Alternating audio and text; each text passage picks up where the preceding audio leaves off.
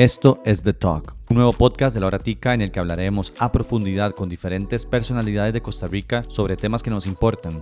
Este y todos los demás contenidos de La Hora Tica llegan gracias al financiamiento que ustedes mismos dan. Somos un medio de periodismo independiente y ustedes pueden hacer que sigamos vivos. www.patreon.com/lahoratica.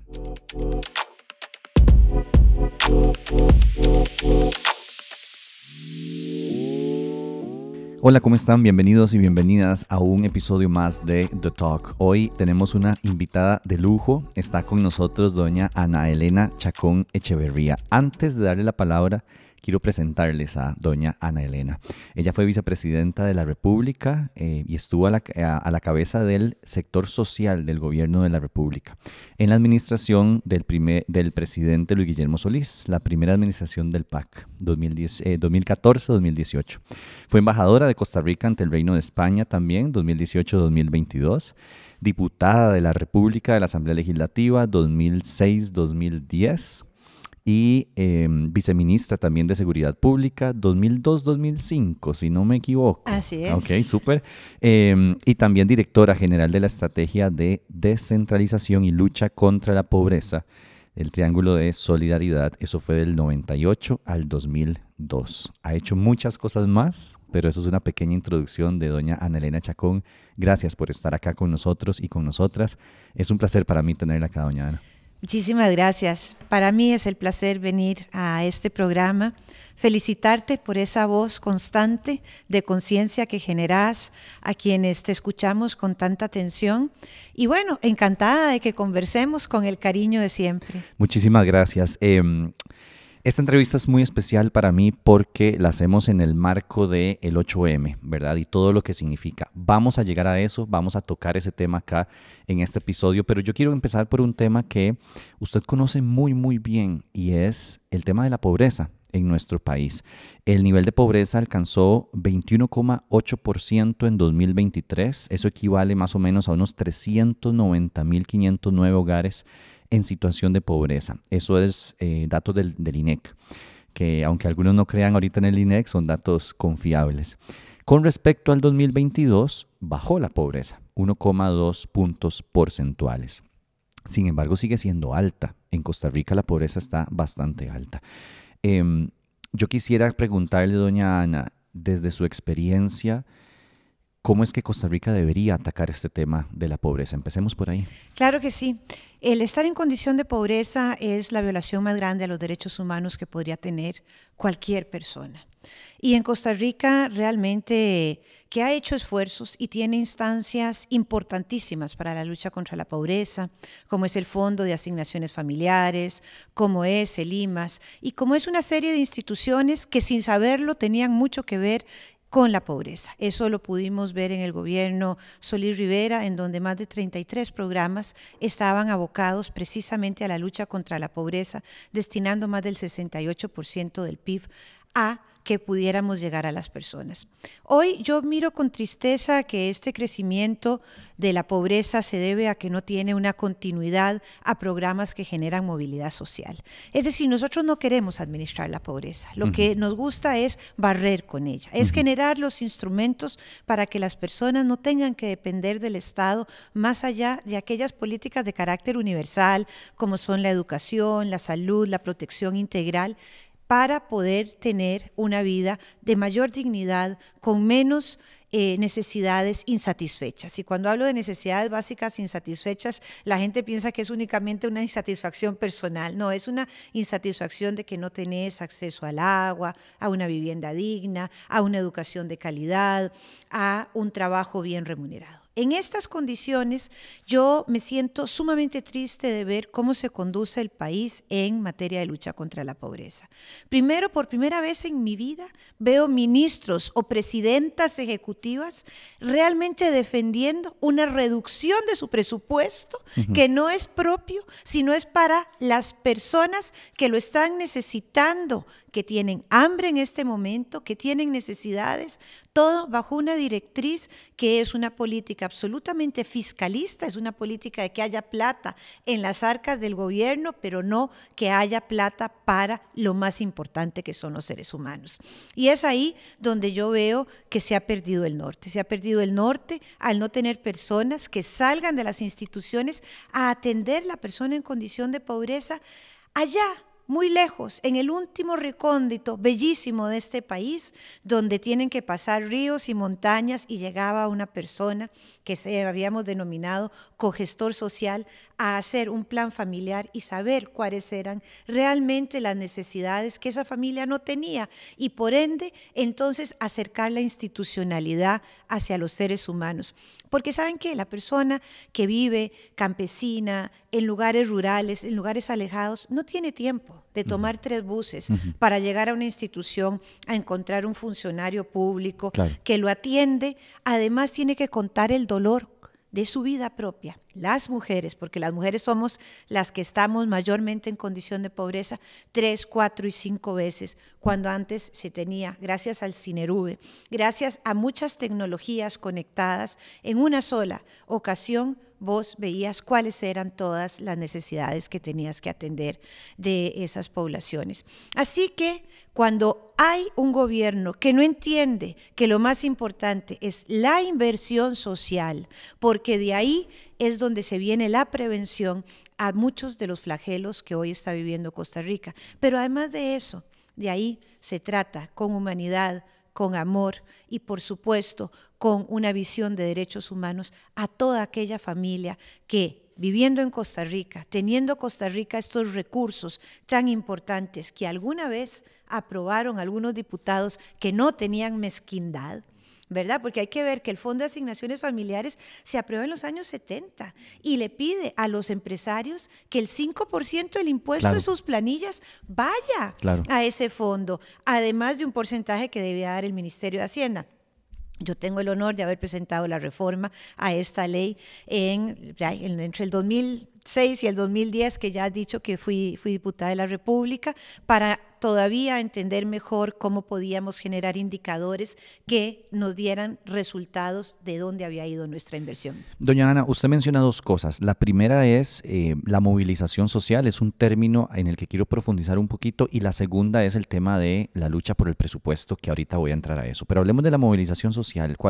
Si queremos explicarle a alguna persona que no sepa qué es la movilización social, ¿cómo podríamos explicarse? Claro, es que movilidad social movilidad social es precisamente esa inversión en donde uno lo que le da es las capacidades a las personas para que no tengan que depender de los subsidios condicionados que da el Estado, es decir, de esa platita que nos pasan para que podamos tener una beca, que podemos hablar de las becas y las reducciones de las mismas, que eso es lo más cruel que he visto yo en los últimos años que pueda ocurrir, que podemos hablar de muchos otros programas que han tenido que no sean meramente asistencialistas, porque una vez que el Estado recula, que el Estado no tiene para dar, esa persona no hemos generado las capacidades. Y lo que queremos es precisamente que salgan de la pobreza extrema.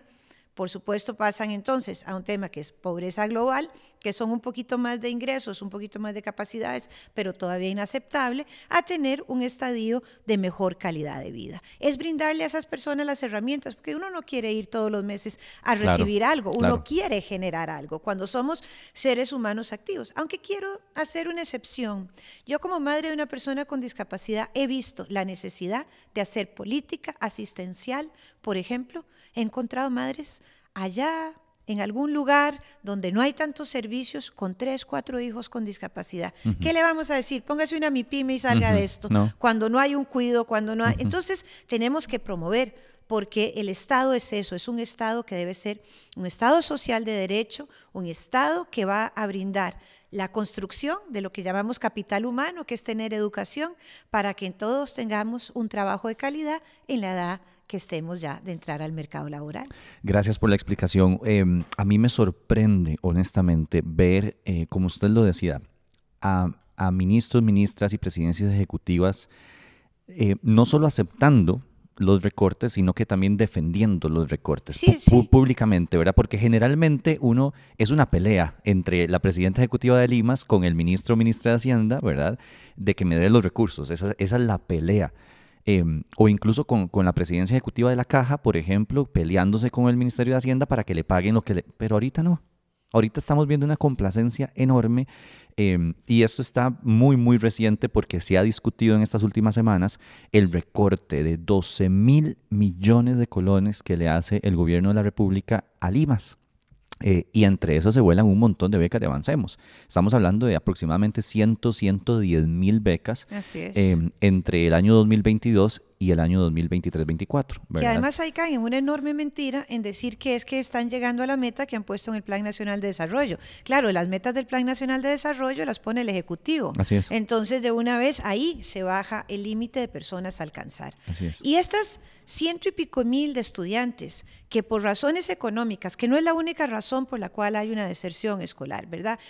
Tiene que haber una educación de calidad, una educación que invite a asistir al colegio, tenemos que prevenir la violencia dentro de las aulas, tenemos que dar un proyecto de vida dentro de las aulas para que entendamos que si estudiamos vamos a tener un mejor futuro que el que han tenido quizás mis padres o mis abuelos, pero esa plata es absolutamente necesaria, sobre todo cuando vemos que esas familias son familias monoparentales conformadas por mujeres que llevan la jefatura del hogar, que muchas de ellas se encuentran en la informalidad laboral y que por eso entonces pretendemos que para sus hijos e hijas tengan una mejor condición de vida habiendo podido accesar a la educación, una educación de análisis que les permita también ser irreverentes y decir esa receta que me dejaron antes no es la que yo quiero para ahora.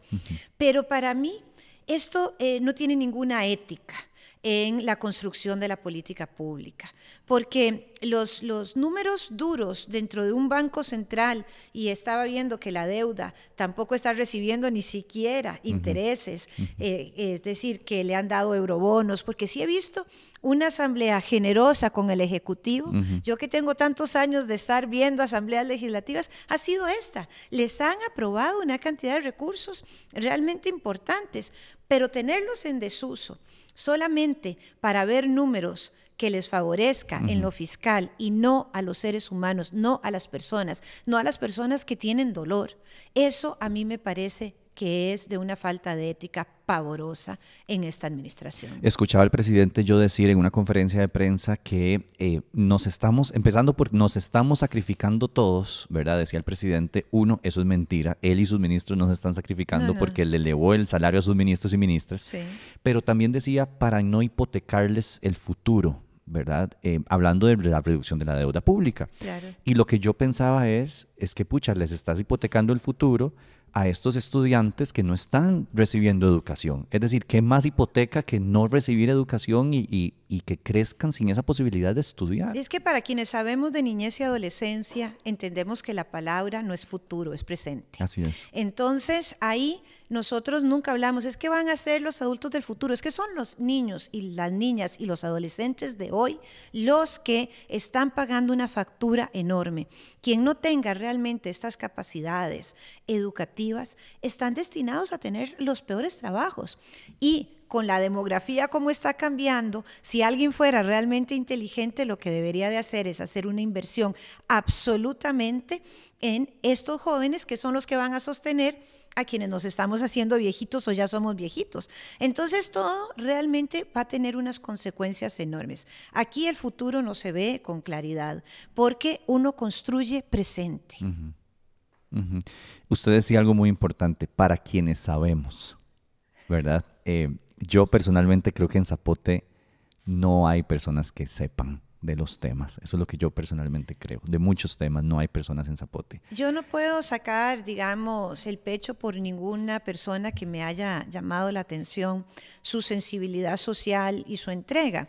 Sobre todo cuando uno ve, por ejemplo, una presidenta ejecutiva de una institución como la Caja que ha dado tantas vueltas para devolver unos dineros que no le corresponden, que nos pertenecen a los costarricenses.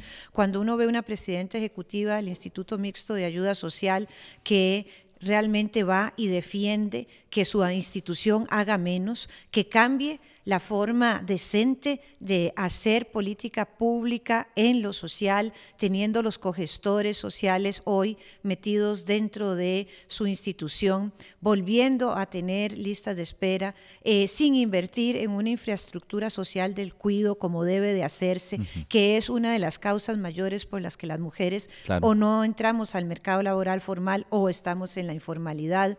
Es decir, yo tengo dolor, yo no quiero hacer una crítica dura, porque yo sé que cuando salga este programa van a venir los troles y nos van a decir, pero si no hablamos con la verdad, Así es. si no hablamos con la conciencia de cómo se debe de gobernar, quienes hemos pasado por ahí, con errores y con aciertos, pero yo sí quiero decir que en la administración Solís Rivera la pobreza de este país disminuyó 2.5%, especialmente la pobreza extrema, que se trató diferente a la gente, que lo quieran reconocer o no lo quieran reconocer, ahí están los datos de un ente como el INEC, que bien me has dicho, es un ente absolutamente técnico, absolutamente fiable, acuerpado por la OCDE como precisamente un instituto que nos brinda los datos de calidad para que tomemos decisiones para ejercer la política pública. Cierro este tema con una pregunta nada más, y es, ¿qué haría usted?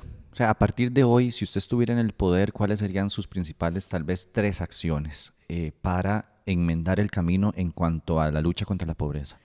Bueno, no tengo ningún interés de volver a estar en el poder, tengo que decirlo ya, porque si no la gente dice, pero es sí. un supuesto. Sí, es un supuesto, pero lo primero que haría es retomar el buen camino para tener una política social que nos da los indicadores basados en el índice de pobreza multidimensional y entender cuáles son las causas de la pobreza y atacarlas con una coordinación intersectorial e interinstitucional que no se puede hacer si no hay recurso humano y no hay recurso financiero. Y creo que las dos cosas sí existen, porque existe el mismo que existía hace algunos años. Puede ser que se necesite más, pero con el que existía se hizo.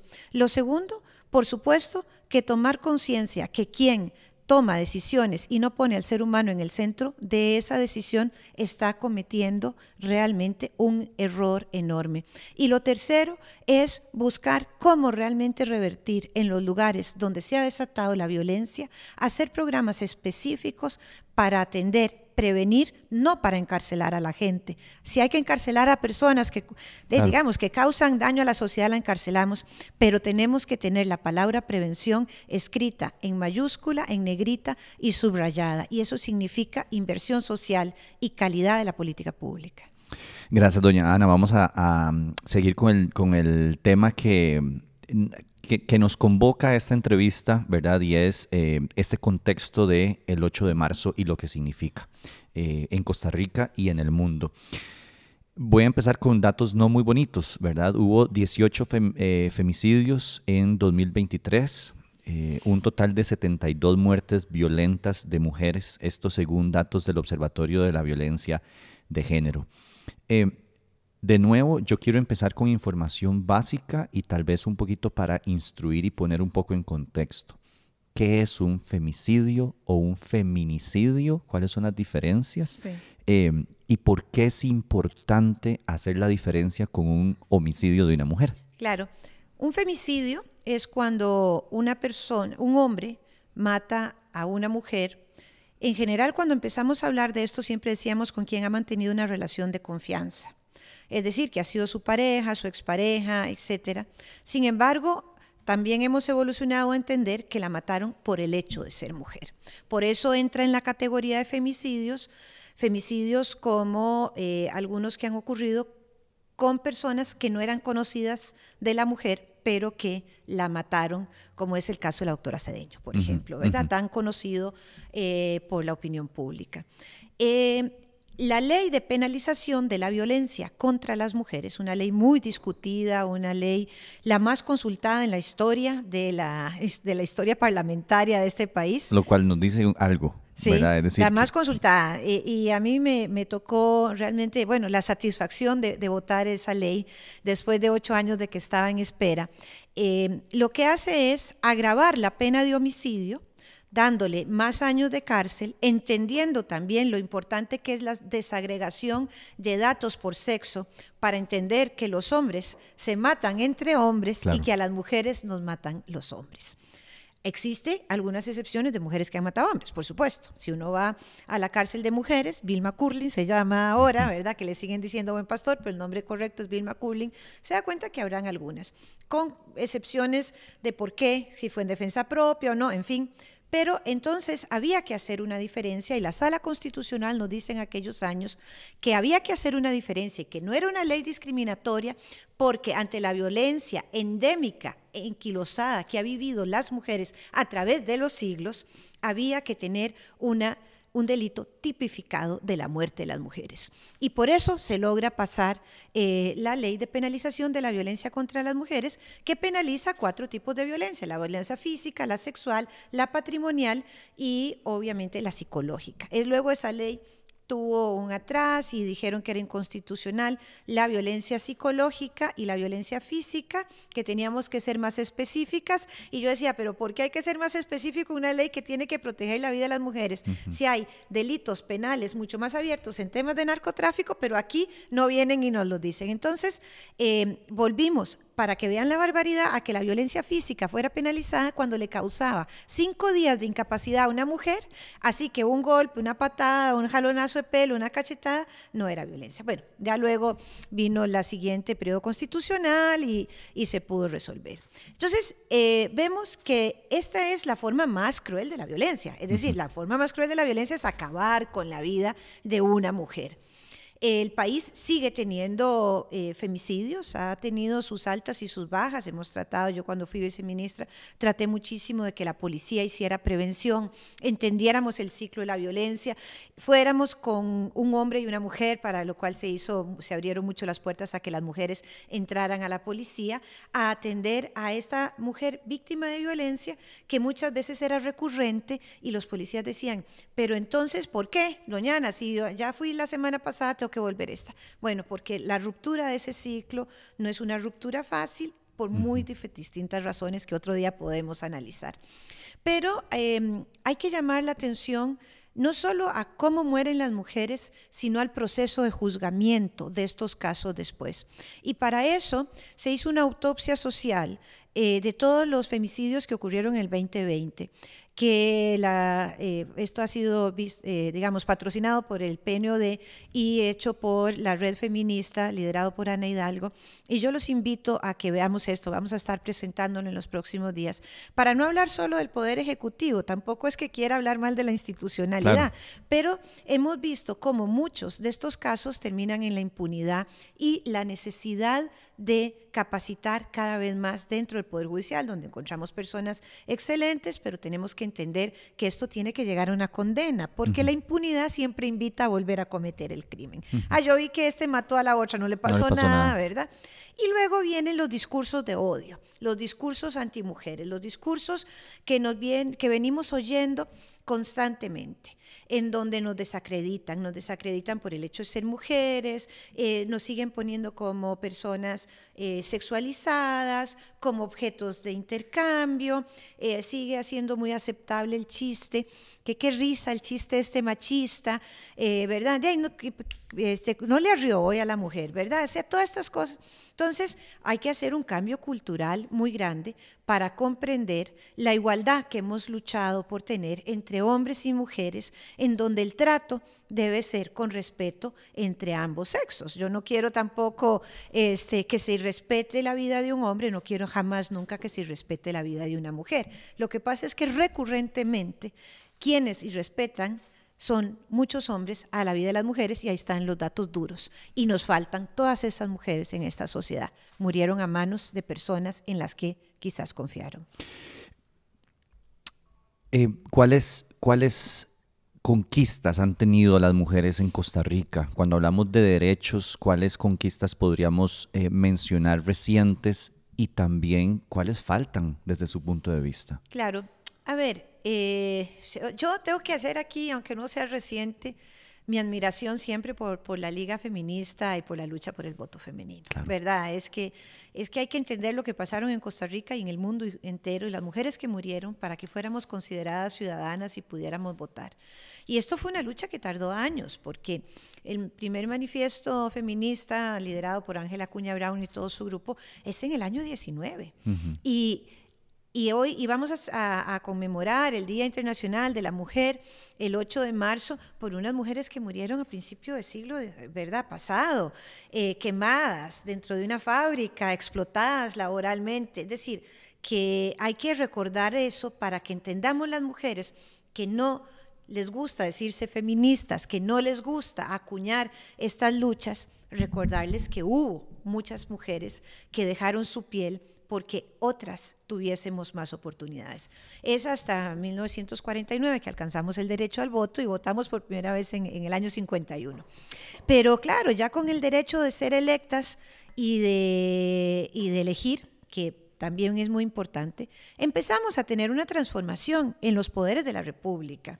Yo, por ejemplo, fui la 7ª vicepresidenta en casi 200 años de vida democrática, porque viene la paridad. Es decir, cuando nos da... Es increíble. Sí. Es increíble que usted haya sido la 7ª en 200 años de vida independiente. Sí, porque hay acciones afirmativas que se toman con leyes, ¿verdad? El código, en realidad la paridad viene más por un fallo del Tribunal Supremo de Elecciones que por el nuevo código electoral que se pasó en el 2009, en el cual doña Laura Chinchilla sale electa.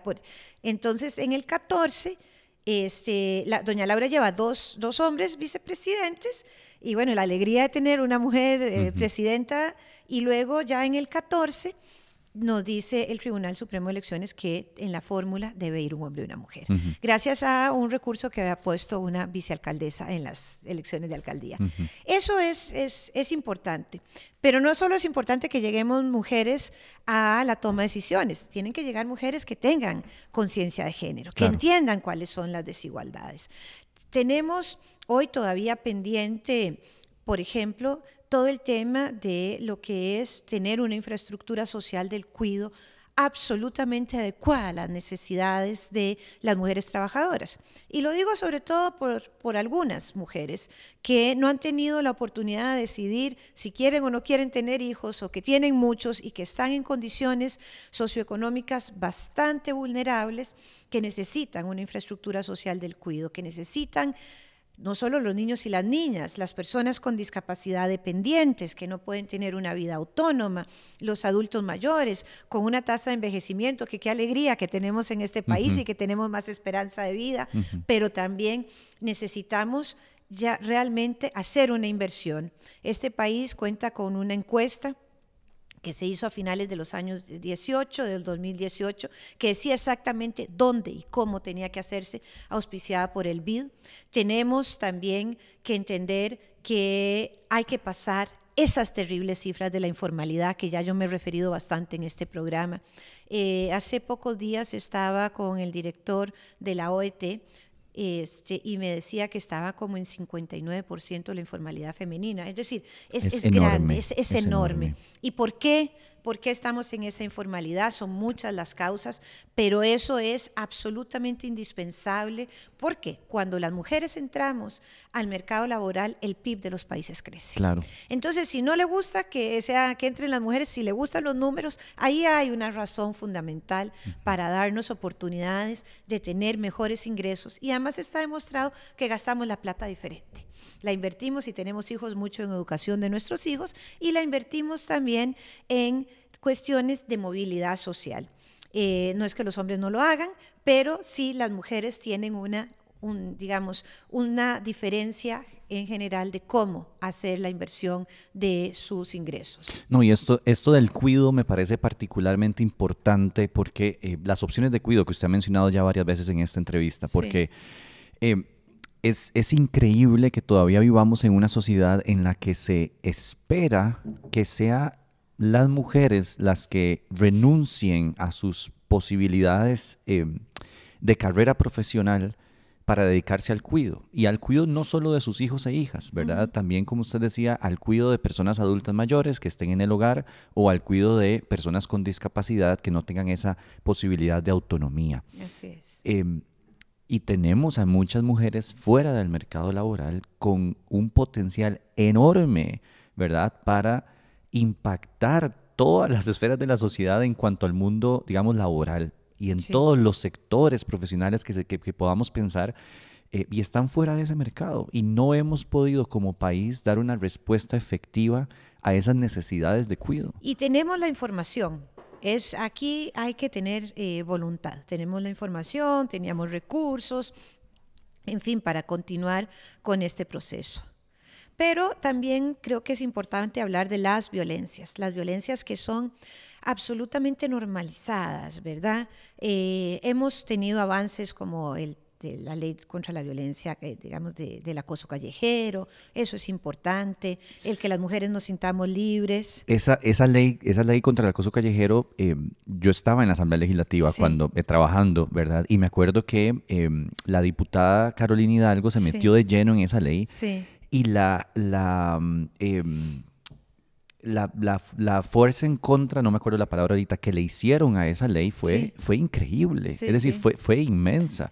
Y me acuerdo de discusiones acaloradas por esa ley. Claro.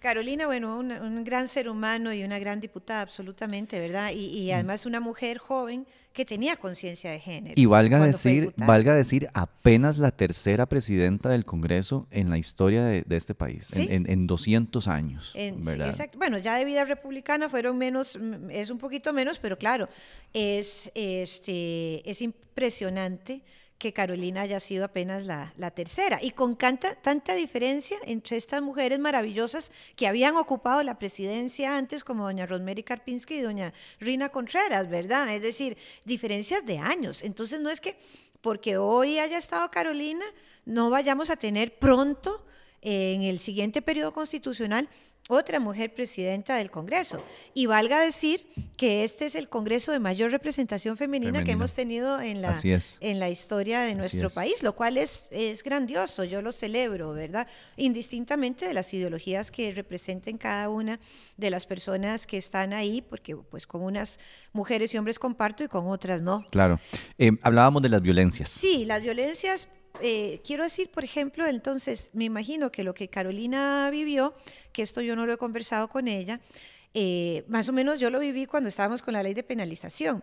Me decían que como ahí, ante la denuncia, se sacaba al supuesto agresor de la casa, era porque las mujeres querían meter al amante a la casa y que por eso querían salirse, sacar a los hombres, o quedarse con la plata, o quedarse con el patrimonio. Es decir, siempre ponen en duda el sentir de las mujeres, el poder realmente salir y denunciar. Y a mí me alegra que hoy alguien denuncie una violencia callejera o que anuncien otro tipo de violencia. Yo, por ejemplo, también fui la autora de la ley contra el acoso sexual en el empleo y la docencia, la reforma. La primera la habían hecho dos hombres, don Antonio Ámbares y don Constantino Urcullo fueron, ¿verdad? Oh, wow. Y entonces, imagínense. Y luego me tocó a mí hacer la reforma porque no había sanción para alguien que ocupaba un puesto de elección popular si acosaba sexualmente a una persona en su trabajo. Y otras cosas, ampliamos. Por ejemplo, estaba el acoso para las trabajadoras domésticas, lo cual resultaba culturalmente muy aceptable, claro, que el niño de bien se metiera en el cuarto de la trabajadora doméstica y nadie preguntara, y la trabajadora tuviera que vivir esa clase de vejámenes. Entonces, cada vez que presentamos algún nivel de avance, no solo es triste ver la oposición que dan hombres que han sido construidos, que todavía no tienen una deconstrucción machista, sino las mismas otras mujeres que quieren sostener un discurso complaciente hacia sus compañeros. Y pareciera que el miedo al disenso sigue presente en muchas mujeres al día de hoy. ¿Qué otras violencias experimentan hoy las mujeres en esta sociedad? Bueno, no hay mayor violencia que un embarazo no deseado, ¿verdad? Eso es terrible, nos marca para toda la vida. Se ha logrado bajar el embarazo adolescente el embarazo infantil también, teniendo porque claramente que el embarazo infantil es un delito, Claro. un delito penal, una violación, ¿verdad? Y obviamente el embarazo adolescente hace que las mujeres se queden muchas veces excluidas del sistema educativo y, como decía antes, condenadas a los peores trabajos, y muchas veces antes de los 19 ya han tenido 2 o 3 hijos porque no hemos les dado la suficiente educación para que puedan protegerse sus cuerpos. Tanto hombres como mujeres necesitamos esta clase de educación. Pero esa es una violencia pavorosa que tenemos que seguir luchando para que las mujeres mantengamos una autonomía en nuestros cuerpos, podamos decidir cuántos hijos queremos tener. Es que tener hijos es el proyecto de vida más importante, claro. si algún día te lo planteas. Claro. Hay que plantearse si los querés o no los Sí, sí, querés. sí. Yo tengo 2, son embarazos deseados. Yo le deseo a todas las mujeres que cuando vean ese examen que dice, estoy embarazada, pongan la cara de alegría que yo puse cuando quedé embarazada de mis hijas y no digan qué torta, ahora cómo les voy a dar de comer, o ahora esto me va a obligar a quedarme con una pareja que no quiero o que me violente, en fin. Entonces, esa es el tipo de educación que tenemos que dar para que las mujeres realmente no tengamos que vivir atrapadas en familias donde no queremos estar, donde se vive también otro tipo de violencias, es importante. Entonces, el tema de la educación y los derechos en salud sexual y en salud reproductivos son fundamentales para las mujeres. Es importantísima la despenalización del aborto en Costa Rica, es decir, tenemos que despenalizar el aborto y obviamente eso va a traer está trayendo un montón de conversaciones, un montón de debates y obviamente un montón de posturas, perdón, me voy a atrever a decirlo, muy estúpidas de algunos políticos, ¿verdad? Que no pueden ver más allá de su metro cuadrado, pero es importantísimo tener la despenalización del aborto. Bueno, sobre este tema, yo creo que es importante hoy sostener lo que tenemos en materia de salud sexual y reproductiva. Ya vimos que la anticoncepción de emergencia, mal llamada píldora del día después, porque no se quieren aprender el nombre correcto, que fue inscrita por el Ministerio de Salud para que tengan acceso mujeres que han sufrido violencia sexual o no, a tomar una de estas pastillas y que no haya realmente ningún proceso de embarazo, es decir, esto inhibe el embarazo, lo inhibe, no es abortiva. Es fundamental, pero ya vemos que hubo una discusión que quedó 4-3. Y ahora tenemos otra discusión sobre el tema de la interrupción terapéutica del embarazo, como a mí me gusta llamarlo, que está vigente desde el principio del siglo pasado. Sí, está en el Código Penal hace mucho tiempo. Como una excepción a la pena del homicidio. El ideal que yo había planteado cuando fui diputada en la Ley General de Salud era la adición de un capítulo que hablara sobre salud sexual y reproductiva, que esto, en lugar de ser la excepción de la pena del homicidio, fuera un derecho a la vida de las mujeres, porque ninguna mujer merece morir dando vida. Bueno, al no haberse normado nunca esto hasta que se creó la norma técnica, se trabajó en las 2 administraciones anteriores y la termina firmando el presidente Alvarado Quesada, esto muchas veces las mujeres vivían una tortura enorme al tener que llevar a fin un embarazo con una incompatibilidad con la vida extrauterina de su feto, digamos. Entonces, ahí no se podía más que entender la necesidad de interrumpir un embarazo porque no iba a haber vida. También existen otras cosas que viven las mujeres, que vivimos. Por ejemplo, yo tuve un embarazo ectópico, ya también me iba a morir, si no me hubieran operado, se me había explotado una trompa de falopio. En fin, está también todo lo que llaman el síndrome de HELP o la preeclampsia y otras razones. ¿Por qué a Costa Rica la obligan a tener una norma para que se efectúe la interrupción terapéutica del embarazo? Es porque lo llevan a la Comisión Interamericana de Derechos Humanos con el caso de Ana y Aurora. Y ganan. Llegamos a un acuerdo amistoso y ahora esto también está en discusión en la sala. Es decir, entonces no es ni siquiera hablar de lo que puede avanzarse, sino de lo que puede retrocederse. Y todo resulta muy bien cuando decimos que se retrocede hasta que es mi hija la que está en una camilla con un embarazo ectópico o con cualquier otra cosa, que bueno, no me ha pasado a mí en lo personal, pero he conocido otra gente que dice, sálvenla a ella, ¿verdad? Salven a la madre, era algo. Pero tenemos dos cosas complejas también, que es la objeción de conciencia, lo cual a mí me parece terrorífico, que alguien pueda decir que no quiere atender a una persona por alguna condición en el tema de salud y en el tema de educación, en eso, ¿verdad?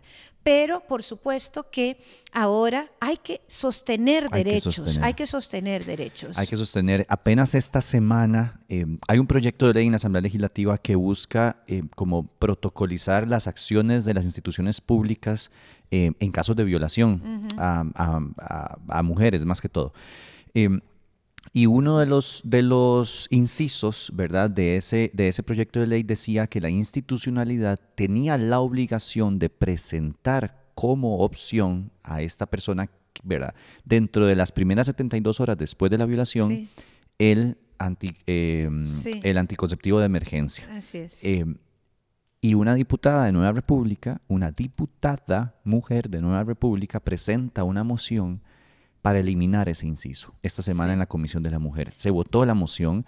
La moción fue rechazada, ¿verdad? Por dicha fue rechazada. Eso se mantiene en el proyecto de ley, pero quedó 3-2 la votación. Claro. Es decir, fue un voto, ¿verdad? Volvemos a lo mismo. A ver, el protocolo de las 72 horas ha existido, ¿verdad? El tema que me alegra que lo retome la Asamblea Legislativa es para ver si se le da su debido cumplimiento, porque ese tema lo hemos trabajado mucho. Pero yo no me puedo imaginar, cuando yo hablo de este proyecto de vida, del amor que uno tiene que tener por los hijos, en fin, que de un acto, de una violencia tal como es la violación, se le obligue a las mujeres a tener hijos producto de esto. Hay que entender que todo esto es la mujer da el consentimiento. Si la mujer no quiere, es que cuando se abren los derechos no estamos obligando a nadie. Hay una apertura de mayores derechos para que las personas se acojan a ellos. Hoy en las 72 horas se pone también unos antirretrovirales para prevenir una infección de transmisión sexual como puede ser el VIH. Entonces, ¿por qué no dar una anticoncepción de emergencia que va a hacer que se inhiba la inadición, ya no puedo decir, pero que se inhiba el embarazo, ¿verdad? Que no haya, y que entonces podamos salir de ese trauma que ya de todas maneras va a estar presente en nuestras vidas sin realmente una consecuencia tan responsable como es tener un embarazo. Entonces yo no comprendo por qué la gente quiere imponernos su religión, que es respetable. Yo creo que todo el mundo puede procesar la religión que quiera, que esto tiene que ser entre la familia, que ojalá esté llena de valores y buenos principios, pero eso es para la familia. Claro. Cuando usted es una funcionaria pública, un funcionario público, debe de legislar con la Constitución y los tratados de derechos humanos, nada más. Y no puede imponer su pensamiento a los otros. Jamás, nunca. Eso debe de ser válido en la toma de decisiones de un funcionario, sobre todo con la importancia que es el voto de una señora diputada. Sí, eso de sostener también es importantísimo tenerlo muy presente, y yo honestamente no lo había visto así, de sostener. Cuando escuchamos al presidente de la República decir en esta entrevista con un canal cristiano, valga la pena decir, y que no se le cuestiona nada, que otra vez repitiendo la estupidez de la posibilidad de salirnos, entre comillas, de la Corte Interamericana de los Derechos Humanos, confunde términos, no tiene idea de lo que está diciendo, ¿verdad? Si la Sala Constitucional resuelve a favor o en contra de lo que él piensa con respecto a esta norma técnica del aborto terapéutico. A mí lo que me da es como un poco de pena ajena. ¿Qué pensará la gente alrededor del mundo de un país como Costa Rica, donde se firma el Pacto de San José, donde veníamos siendo respetados mundialmente? Yo es que tuve como esta experiencia cuando fui embajadora en un país tan lleno de misiones como es España, como 170 diferentes misiones diplomáticas, y un país chiquitito, sin plata, como Costa Rica, yo me presentaba y decía, soy la embajadora de Costa Rica, y tú, ay, qué divino ese país, cómo me gusta tal cosa, la sostenibilidad, el respeto por los derechos humanos, y ver que hoy en día tengamos esas posiciones. Yo las había oído de unos candidatos populistas también que habían pasado por diferentes procesos electorales, ¿verdad? Hablar de salirse de la corte, pero a mí me da pena, porque realmente nosotros habíamos entendido bien qué significaba el respeto por el marco de los derechos humanos para nuestra gente. Éramos ejemplo en el mundo y de repente uno lee las noticias internacionales y dice, ay, ¿en qué huequito me meto? Porque realmente esto es un retroceso para el país y me parece que seguramente con los que hacen análisis para inversión extranjera directa a Costa Rica dirán y toman en consideración del mapeo de lo que está pasando, algunas personas pensarán lo mismo, ¿verdad?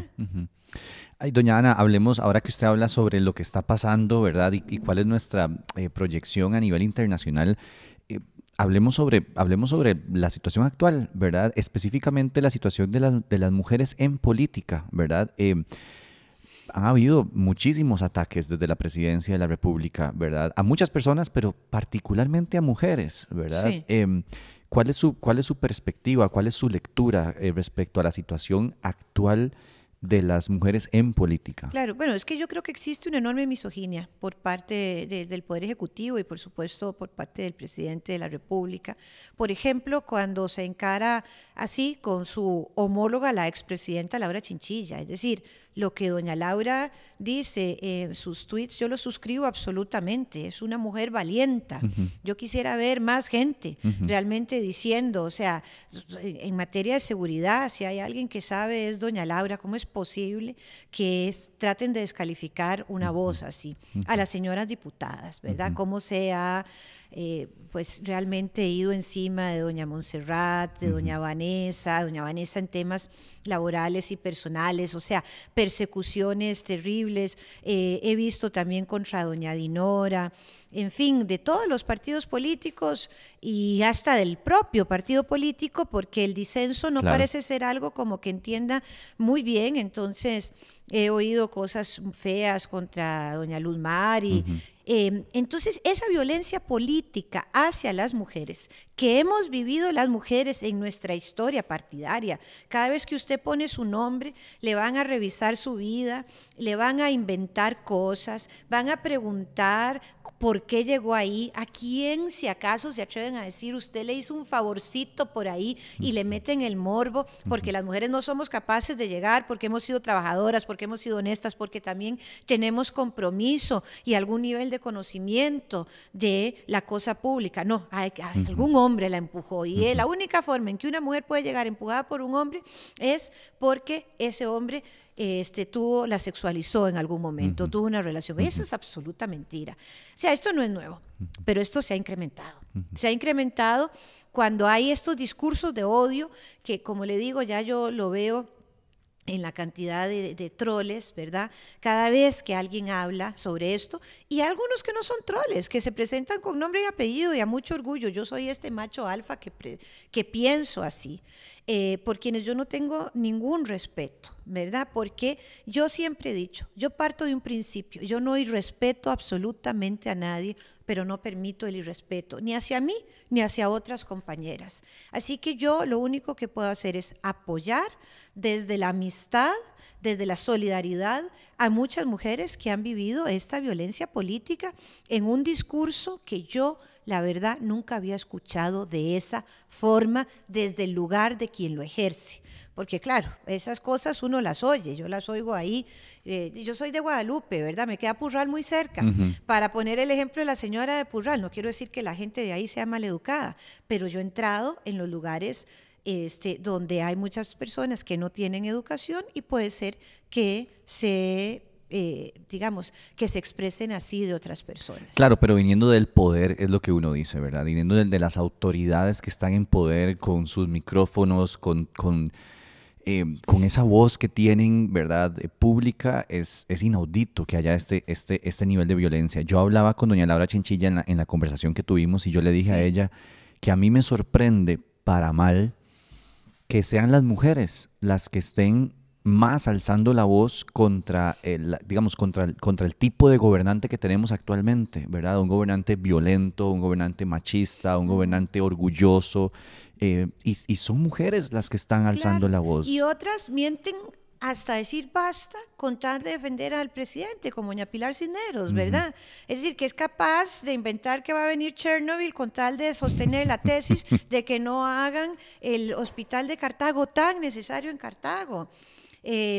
Entonces, pues la verdad que da como un poco de pena ver que se quiera realmente faltar a la verdad, faltar el respeto, cuando estos son los modelos del mayor cargo, del mayor honor que le da a usted el costarricense con el voto. Es para decir, es que el abstencionismo es muy grande y votaron muy poquitos. Bueno, en una democracia se respeta quién lleva realmente las riendas del país, pero se espera ese mismo respeto. Y esa figura, con ese discurso, nada más autoriza a quienes piensan igual para que lo repliquen. Vamos terminando, porque ya estamos llegando a la hora de conversación. A mí me encantan estas conversaciones, me encantan las que hemos tenido acá en The Talk, porque aprendo muchísimo y ojalá la gente que esté escuchando también esté aprendiendo mucho. ¿Cómo ve el futuro de nuestro país? A nivel general, ¿verdad? Usted, como comentamos al principio, no es ajena a la política, estuvo en la Asamblea Legislativa, un órgano sumamente político, con sus negociaciones, con sus particularidades, y también estuvo en el Poder Ejecutivo, ocupando un cargo tan importante como una vicepresidencia. ¿Cómo ve el futuro de este país? Yo quisiera verlo con esperanza, en donde realmente todas aquellas personas que somos respetuosas de la democracia y la institucionalidad podamos poner un grano de arena para entender que debemos de retomar una senda en donde se nos permita progresar desde el diálogo, llegar a acuerdos, donde haya menos violencia. Es que la violencia que estamos viviendo en estos momentos, las violencias, pero lo que quiero hablar también hoy, no puedo dejar de lado, es la tasa de femicidios que se está viviendo, la penetración del narcotráfico. Yo que trabajé en el Ministerio de Seguridad Pública también, conozco la entrega de la policía de este país y la necesidad de tener una policía más capacitada siempre. No estoy diciendo que en este momento no lo sea. Entonces yo lo que quisiera es ver un país que está pues ya maduro para sentarse a dialogar, teniendo una línea base que es precisamente el respeto y la necesidad de no volver a caer nunca más en el populismo. ¿Cómo ve las próximas elecciones? Le hice la misma pregunta a don Jonathan Acuña cuando conversé con él, y él me daba su visión de un tipo de coalición, de un tipo de unión de algunos sectores del país que los podríamos llamar de izquierda. Él me decía eso. ¿Cuál es su visión con respecto a las próximas elecciones presidenciales? Sí. Bueno, yo sí creo que se van a dar quizás uniones, sobre todo de muchas personas. Yo no puedo decir en estos momentos que los partidos se den. Cada vez que se ha querido hacer, con excepción de cuando se creó la Unidad Social Cristiana, una cosa así, estas uniones, las cabezas de los partidos, y yo no soy cabeza de ningún partido, entonces no lo puedo decir, no estoy tan segura que se vaya a dar un hecho así, pero sí estoy segura que se han abierto muchas necesidades constantes de diálogo para entender que llegamos a un momento crítico para la sociedad costarricense, un momento crítico en materia de salud, un momento crítico en materia de educación, donde no vemos por dónde llevar una ruta que no existe, un momento crítico para los agricultores, un momento crítico para las mujeres también, porque aumenta la pobreza, un momento crítico para comprender que debemos de adecentar la política y que no sé quiénes serán quienes vayan a liderar esto, pero ojalá sean personas totalmente apegadas a la construcción y al refuerzo de un Estado social de derecho. No podría estar más de acuerdo, doña Ana. Muchísimas gracias por los minutos que sacó, muchísimas gracias por venir a compartir con nosotros y también con nuestra audiencia de La Hora Tica, pero también de este podcast que gusta mucho a las personas, estas conversaciones ricas, extensas, donde podemos desarrollar temas. Gracias por venir y gracias por estar acá. Para mí es un honor estar con vos. Muchas gracias. Pura vida. Y recuerden que La Hora Tica es un proyecto de periodismo independiente, así que financiarnos es la única forma de que podamos mantenernos vivos. www.patreon.com/lahoratica, o también es tan fácil como hacernos un simpe móvil, que lo hacemos todos los días, 8607-6470. Gracias por escucharnos y nos escuchamos la próxima vez. Chao.